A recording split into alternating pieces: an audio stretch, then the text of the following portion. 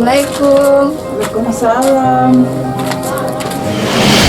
Ada kebutuhanku, tidak ada sekali kasih uangku. Mohon maaf nih karena bapak sudah bayar BRI, tidak ada uangku. Coba kita pinjam dari biasa, sampai tahu anak-anak tidak. Assalamualaikum. Waalaikumsalam. Masih.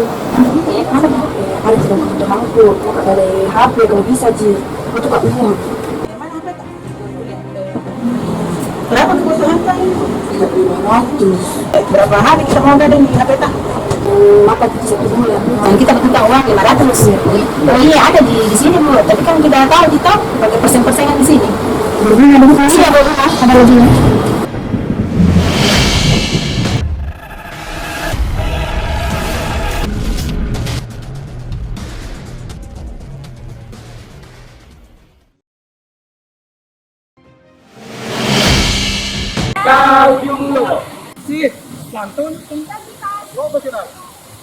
Tepuk P2K2 pertemuan peningkatan kemampuan keluarga.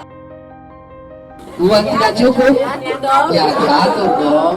Tapi kan selama ini cukup dan tidak cukup dicukupkan Bu ya. Kalau hari ini Bu kita belajar tentang cermat meminjam. Jadi sudah dulu diatur, diajar bagaimana cara mengelola uang. Kalau tidak cukup, harus kalau mau memang pinjam, tidak ada jalan lain selain meminjam. Nah kita harus cermat meminjam. Nah kita di sini diajar tipsnya bagaimana caranya cermat meminjam. Nah kita nonton dulu filmnya. Ada obat tambahan yang tidak ditanggung jam Kesmas Bu, harus kita tebus sendiri. Kita terpaksa berhutang Pak. Utang kita jadi banyak sekali Pak. Itu pasti Pak Ceti Pak. Dia pasti mau nagih utang juga. Berapa utang kita ke Pak Ceti? Cuma 100.000 Pak untuk bayar cicilan utang ke Bu Raiba.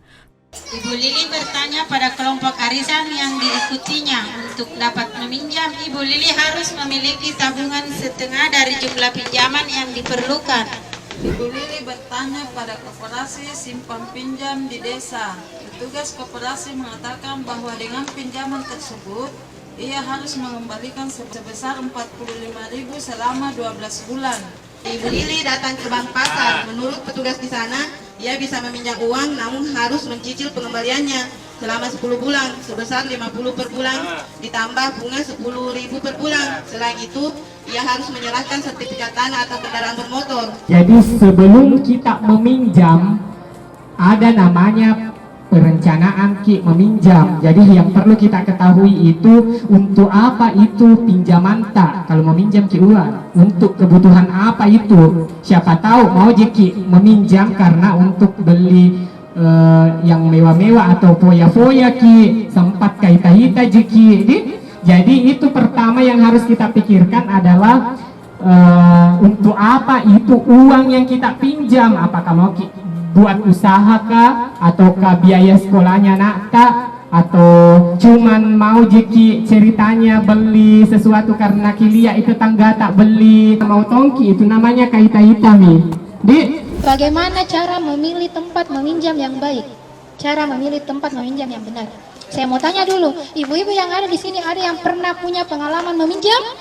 Ya ada. Tidak ada. Oh, berpengalaman. Kalau begitu saya tanya dulu, biasanya kita meminjam di mana Bu? Di koperasi. Koperasi apa itu Bu? Di rentenir juga ada. Yang di rentenir bisa angkat tangan? Boleh. Yang meminjam tadi di tetangga. Di mana lagi biasanya? Di keluarga, di koperasi. Di mana lagi? Di bank. Di mana lagi? Di pegadaian. Ada semua jenis tempat meminjam tak Budi? Jadi hati-hati Bu memilih pinjaman. Misalnya karena pinjaman itu tidak hanya dalam bentuk perorangan, bukan hanya orang perorangan yang memberikan penawaran pinjaman. Misalnya tadi dari rentenir kan itu dari orang, kalau tetangga atau keluarga itu dari orang. Ada juga yang namanya lembaga peminjaman Bu. Lembaga yang mana yang dimaksud? Yang koperasi, dia masuk lembaga. Terus apalagi yang masuk lembaga? Yang masuk lembaga itu bank. Bank itu lembaga Bu namanya, karena tidak dikelola oleh perorangan, dia dikelola oleh banyak orang.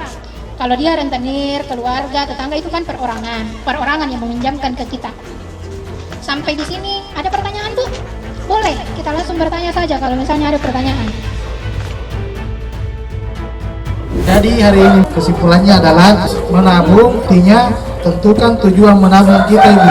Jadi misalnya pembayaran uang pangkal sekolah, modal usaha untuk berjaga-jaga. Jadi ibu-ibu buatlah rencana menabung untuk mencapai sebuah tujuan Ibu. Jadi sisihkanlah uang untuk menabung sejak awal. Jadi ibu untuk menunggu sisa pengeluaran ibu-ibu. Dan menabung tidak harus banyak, asalkan rutin Bu. Yang penting ada kita tabung sedikit demi sedikit Bu. Jadi menabung harus ditanamkan disiplinan untuk menabung. Jadi Bu, sebelum meminjam, pertimbangkan dulu sebelum meminjam Ibu. Jadi pinjam hanya untuk kebutuhan, bukan keinginan Budi. Jika ada, gunakan aset tabungan atau yang lain. Jadi pinjam sesuai kemampuan untuk membayarnya Ibu. Pilih tempat peminjaman dengan total pengambilan terkecil. Setelah saya mengikuti kegiatan FDS P2K2 hari ini, saya sekarang paham bagaimana cara mengelola keuangan, menabung, dan cara meminjam yang tepat.